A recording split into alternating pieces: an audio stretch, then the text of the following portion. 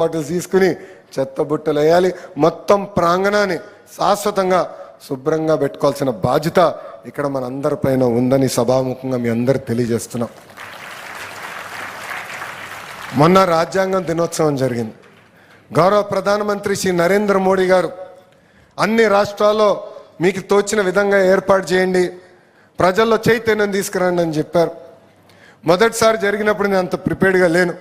ఆనాడు గౌరవ ముఖ్యమంత్రి గారికి నేను హామీ ఇచ్చా, సార్ కరెక్ట్గా 1 సంవత్సరం సమయం ఇవ్వండి, పిల్లల కోసం పిల్లలకి అర్థమయ్యే విధంగా బాల రాజ్యాంగం రూపొందించి వాళ్ళ చేతుల్లో నేను పెడతాను. ప్రాథమిక హక్కులే కాదు, ప్రాథమిక బాధ్యతలు ఏంటో కూడా మేము తెలియజేసే బాధ్యత మేము తీసుకుంటామని చెప్పాం. మొన్న మన అసెంబ్లీ బయట టెంట్లేసి ఇట్లనే టెంట్లేసి పిల్లల చేత మాక్ అసెంబ్లీ ఏర్పాటు చేశాం.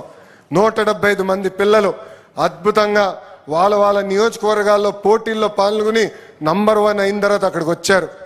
ఇన్ఫ్యాక్ట్ శాసనసభ్యుల కన్నా అద్భుతంగా ఆ రోజు పిల్లలు ప్రజల సమస్యలపైన చర్చించి మాట్లాడి పోరాడి ఒక దిశ నిర్దేశనం మా అందరికి ఇచ్చారు.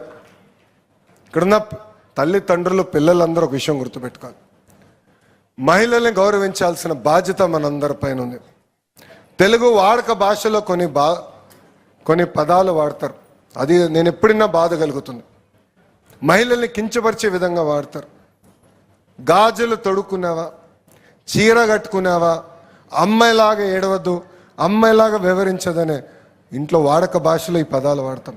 దీనికి ఫుల్ స్టాప్ పెట్టాల్సిన బాధ్యత ఇక్కడున్న తల్లిదండ్రులు పిల్లలపైన ఉంది.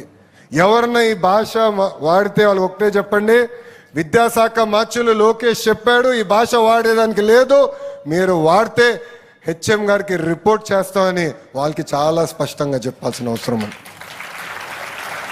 సమాజంలో ఎప్పుడైతే మహిళల్ని మగవాళ్ళతో సమానంగా గౌరవిస్తామో అప్పుడే ఆ సమాజం డెవలప్డ్ సమాజం అవుతుంది. ఇతర దేశాల కన్నా అగ్రస్థానంలో మనం నిలబడతాం. ఆర్థికంగా మనం ముందరికి వెళ్తున్నాం, నంబర్ 1 అవుతాం ఖాయం, దాంట్లో ఎలాంటి సందేహం లేదు. కానీ మహిళల్ని గౌరవించాల్సిన బాధ్యత ఇక్కడ ఉన్న మనందరి పైన ఉంది. అందుకనే నేను విద్యాశాఖ మార్చులు అయిన తర్వాత ప్రాథమిక పాఠశాలలో మన పిల్లలకి ఇస్తున్న పుస్తకాలు చూసా, దాంట్లో ఇంటి పనులన్నీ ఆడవాళ్ళు చేసే ఫోటోలు ఉన్నాయి. నేను అప్పుడు అధికారులు అడిగా, నేను పెరిగే సమయంలో 50-50 చేశాం. బ్రహ్మని నాకు పెళ్ళి ఇప్పటికీ 19 సంవత్సరాలు అయింది. ఇంటి పనులు మేము 50-50 చేస్తాం, ఎందుకు బుక్కుల్లో 50-50 లేదని ఏకంగా 50% ఫోటోలు మగవాళ్ళు కూడా ఇంటి పనులు చేసే విధంగా మేము రూపొందించాం. నిజమైన మార్పు ప్రాథమిక పాఠశాల నుంచి మొదలవుతుంది. ఇక్కడ చాలామంది అక్కలు నవ్వుతున్నారు. నేను చెప్పిన దాంట్లో ఎలాంటి పొరపాటు లేదు కదా తల్లి, కరెక్ట్గా చెప్పానా? ఇంకో పక్కన తల్లి, పాఠశాలని రాజకీయాలకి దూరంగా పెట్టాం. మీరు చూస్తే రాజకీయ నాయకుల పేరులతో స్టూడెంట్ కిట్ ఇవ్వలేదు. సర్వేపల్లి రాధాకృష్ణ గారి పేరుతో స్టూడెంట్ కిట్ ఇచ్చాం. డొక్క సీతమ్మ గారి పేరుతో మధ్యాహ్నం భోజనం పథకం ఏర్పాటు చేస్తున్నాం. మీరు చూడండి, మీ పిల్లలకి అందించిన పుస్తకాల్లో కానివ్వండి, మెటీరియల్లో కానివ్వండి, చివరికి ఇక్కడున్న ఫ్లెక్సీలో కూడా గౌరవ ముఖ్యమంత్రి గారి ఫోటో కానివ్వండి, ఉప ముఖ్యమంత్రి గారు పవన్ అన్న గారి ఫోటో కానివ్వండి, లేదంటే విద్యాశాఖ మార్చులుగా నా ఫోటో కానివ్వండి, ముందు మాట కానీ ఎక్కడ లేని పరిస్థితి. ఎందుకంటే రాజకీయాల్ని పాఠశాలకు దూరంగా పెట్టాలనేది గౌరవ ముఖ్యమంత్రి గారు నాకు ఇచ్చిన ఆదేశాలు, అది తూచా తప్పకుండా మేము అమలు చేస్తున్నాం. అనేక సంస్కరణలు తీసుకొచ్చామమ్మా.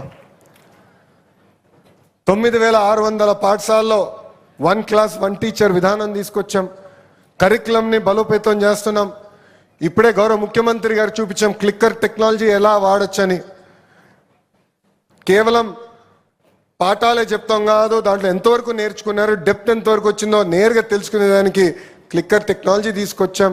పైలట్ ప్రాజెక్ట్ మన పాఠశాలలో అమలు చేశాం, అది కూడా ముందలు తీసుకెళ్తాం. ఉపాధ్యాయులు గతంలో ట్రాన్స్ఫర్ అవ్వాలంటే ఇబ్బంది పడ్డేవారు. ట్రాన్స్పరెంట్గా భారతదేశంలో ఏ రాష్ట్రంలో లేని విధంగా ఒక టీచర్ ట్రాన్స్ఫర్ యాక్ట్ వాళ్ళ కోసం తీసుకొచ్చాం. ఇన్ సర్వీస్ టీచర్స్ కూడా ఏకంగా ఈ టెట్ ఆప్షనల్ చేశాం. ఉపాధ్యాయులు, ఉత్తమ ఉపాధ్యాయుల్ని ఎక్స్పోజర్ విజిట్స్ కోసం ఫిన్లాండ్, సింగపూర్ లాంటి దేశాలు కూడా పంపించాలని గౌరవ ముఖ్యమంత్రి గారు నాకు ఆదేశాలు కూడా జారీ చేశారు. త్వరలో వాళ్ళు కూడా ఇతర దేశాలకు పంపించి అక్కడ నేర్చుకుని తిరిగి వచ్చి ఇక్కడ ఆ క్వాలిటీ ఎడ్యుకేషన్ ప్రభుత్వ పాఠశాలలో అందజేసే బాధ్యత ఒక విద్యాశాఖ మార్చులుగా నేను తీసుకుంటానని ఈ సభాముఖం మీ అందరికీ నేను హామీ ఇస్తున్నా.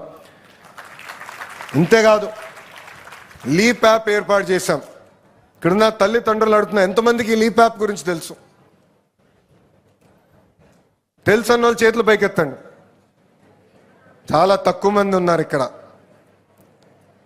అంటే నేను ఎక్కడో ఒక ఆలోచనలో ఉన్న ఫీల్డ్ ఇంప్లిమెంటేషన్కి వచ్చి చాలా గ్యాప్ వస్తుంది.